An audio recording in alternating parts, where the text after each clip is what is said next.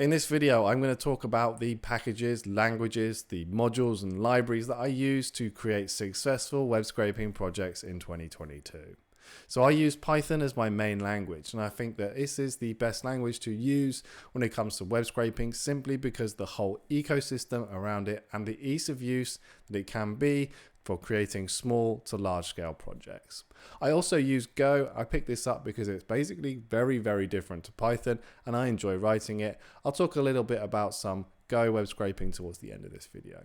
So I'm going to split this up into sort of 3 or 4 parts. Generally speaking, I look at a web scraping project a little bit like ETL, which is extract, transform, load. Basically, you've got to get the data, you got to do something with it, and then you've got to shove it out to whatever else you're doing, saving it to database or passing it on to other people.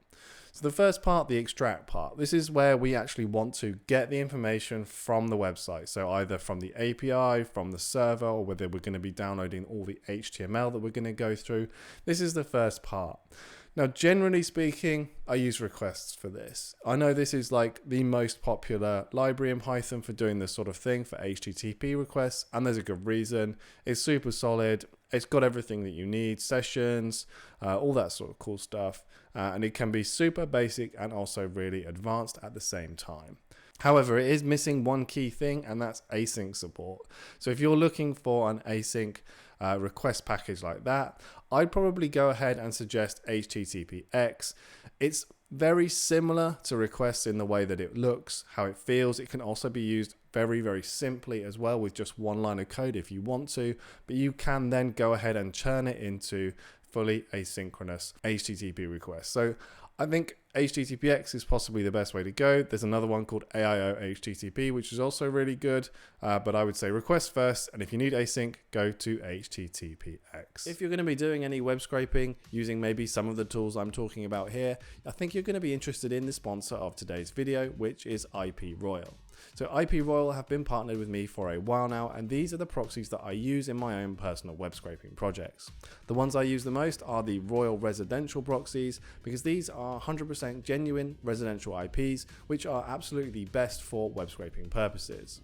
You could of course use the data center IPs too if you're interested in more just throughput and less stealth, but I'd highly recommend getting started with the Royal Residential ones, because these are going to be the best for your web scraping scripts. Getting them set up is really easy. They'll all auto rotate for you if you choose. You can select the countries you want to include, and it will just give you one connection proxy string at the end, so implementing them into your current projects or new projects is super simple. They're all unlimited concurrent sessions too, so you can put them into your async projects with HTTPX, so it works well with small and large projects alike. If this sounds like something you can be interested in, then go ahead and check out the link in the description below, and also I have a code for you for 50% off your first order of Royal Residential proxies, JWR50.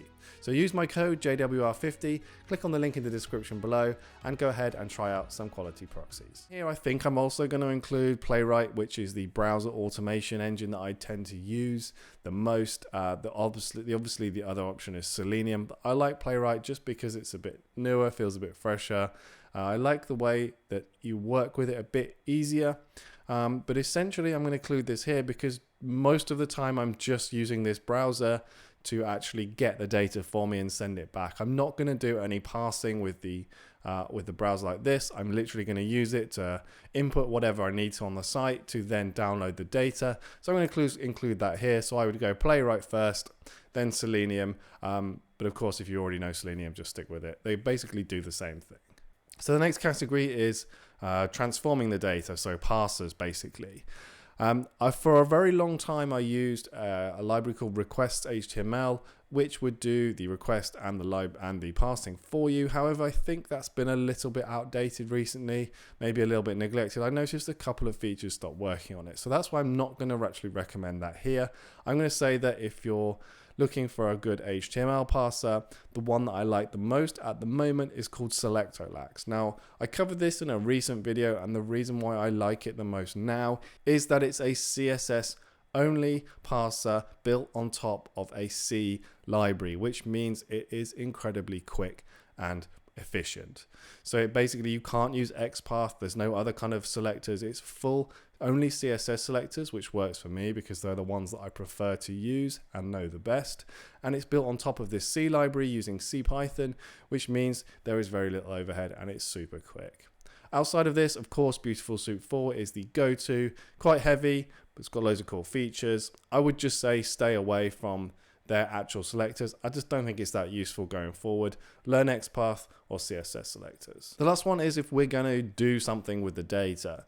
So generally speaking, I'm going to be using an SQLite database for this. Now I know that might surprise a lot of you, but for the information that I'll be getting and what I'm doing, there's only ever really a certain amount of data going in. It's not being used by loads of different users generally, so you will find that SQLite will work really, really well. It's also super easy to get going with Python, so that's generally why I recommend it. Now, if you're going to move up into an application where people are actually going to be logging in or using your data in some way, I would highly recommend you move into Postgres then. It's, again, a very popular SQL database.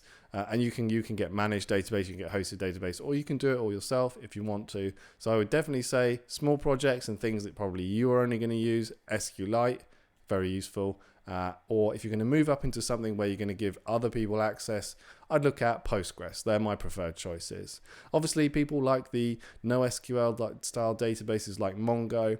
I have actually very little experience with them. I've just found out that Postgres works really well for me, so I've kind of stuck there. So the next thing is the all-inclusive frameworks, the actual like powerhouses of the web scraping world. These are the things that will have everything in there that you need. And of course, there is only one main choice for this, which is Scrapy. So my opinion on Scrapy is that it is super. It's fantastic. It has everything in there already that you could possibly need. There's a reason though that I don't go to it so often, and that's just because quite often I want to write things myself to do them in a specific way, or I just don't need the full feature set that Scrapy gives you. However, if you're going to be writing something that you want to persist, you want to share with other people, or you want to make use of all of those features that Scrapy comes with, it is a really good option there available for you. There's loads of plugins for it that people have written to integrate in Playwright and PROXIES and everything like that. So it's all there for you if you want to do that. The other framework that I've used before, which is a Go framework, is called Collie. I think it's really cool. I think it's really interesting in the way that it approaches things. I think it's great and it's pretty quick as well. However, Python, I just feel like it's better on the whole of the data side of it rather than Go. But if you're a Go developer and you want to get into web scraping, I'd definitely go ahead and check out Collie. It's really cool, really powerful. So the last section is kind of just the other stuff that I use. And I suppose from a web scraping point of view, there's a good chance that you're going to want to run your scrapers on a cron job somewhere. And for that, I would highly recommend you get your own Linux box in the cloud. I use DigitalOcean. I've had no problems with them. You can get a really basic box for like $3 a month, I think, and you can run loads of scrapers on there with their own databases if you use SQLite, and it will be absolutely no problems for you. So that's what I would recommend you do if you're looking to actually automate things and run it on something at a certain time every day on a cron job. So I would use them, although there are others like Linode as well, which is really cool. So hopefully you've got a better idea now of the tools that I use. These are my current recommendations, but the things are always changing. I'm always on the lookout for newer libraries, newer packages, things that are maybe a bit more focused and kind of hone in on more what I want to do and how it will work for me. So maybe some of my suggestions aren't going to be the best for you. But the main point that I kind of want you to take away from this is if you're getting results and it's working for you and you know this, just use it. Don't worry too much. Just keep working with it until you get there. So if you're requests and BS4 man, don't worry about the other passes. If it works for you, that's great. Hopefully you've enjoyed this video and got something out of it. If you have, leave me a comment in the section below and let me know what you use the most, what your favorite tools are. You probably like Selenium over Playwright. Let me know. Drop a like as well, that always helps me. And thank you very much, and I'll see you in the next one. Goodbye.